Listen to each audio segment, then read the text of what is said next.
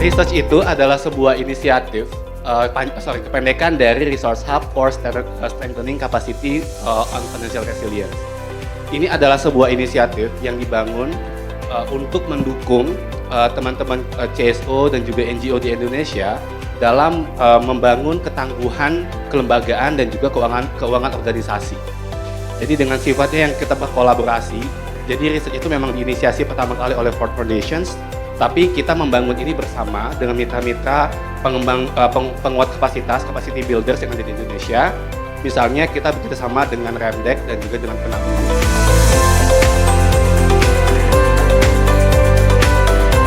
Pertama, pajak itu adalah kontribusi wajib.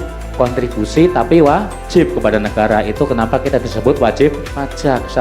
Seharusnya kita ini adalah pembayar pajak, tapi karena bahasa definisinya adalah kontribusi wajib, kita disebut wajib pajak. Siapa yang wajib berkontribusi? Orang pribadi atau badan. Jadi otomatis terutang kepada orang pribadi atau badan. Ada beberapa peraturan yang memang kita belum update, karena kan untuk peraturan perpajakan itu selalu update ya tiap tahunnya.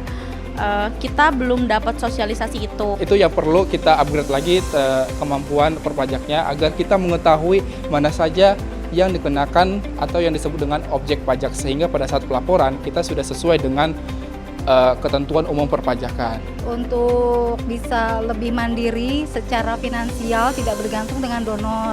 Dan dengan adanya selalu update sistem perpajakan tersebut, terkadang kita ketinggalan. Jadi udah berapa lama tahu-tahu salah.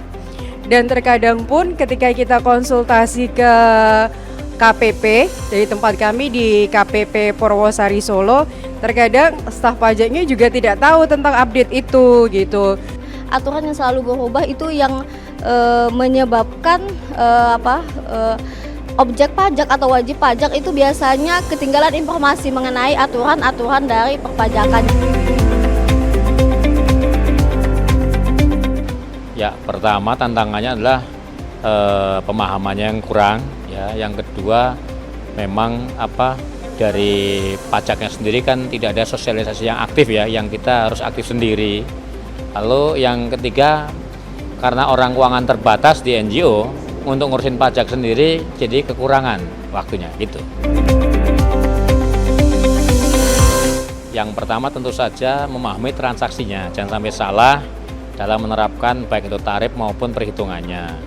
Yang kedua kemudian bahwa laporan pajak itu kan banyak, ada yang bulanan, tahunan. Itu kita harus paham sinkronisasi antara yang bulanan dengan tahunan, seperti itu Mbak.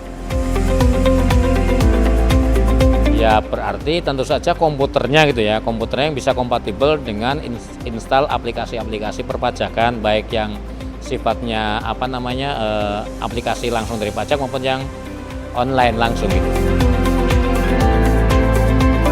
Kemandiran finansial itu adalah organisasi itu terbebas misalnya dari tidak lagi memikirkan hal finansial, misalnya dengan adanya unit bisnis yang dibangun oleh organisasi. Tangguhan dari sebuah organisasi untuk tidak berpangku 100% ke donor saja. Maka dari itu kita harus memikirkan kedepannya apa yang perlu agar kita bisa survive, yaitu dengan membuka lini bisnis sesuai dengan pilar atau visi misi dari organisasi kita tersebut, atau bisa jadi dengan fundraising juga.